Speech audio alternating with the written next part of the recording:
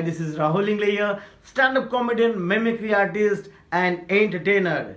जी हाँ दोस्तों, जैसे कि आप सभी जानते हैं कि 23 फरवरी को हर साल की तरह हम सेलिब्रेट करने जा रहे हैं मातृदेव भव।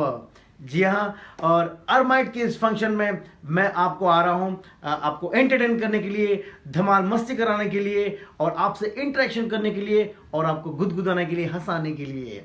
तो दोस्तों तैयार रहिएगा, आपको जाना कहीं नहीं है, बिल्कुल घर पर रहना है, सेफली घर पर रहना है और एंजॉय करना है ये शो फेसबुक लाइव पर, जूम पर, यूट्यूब पर।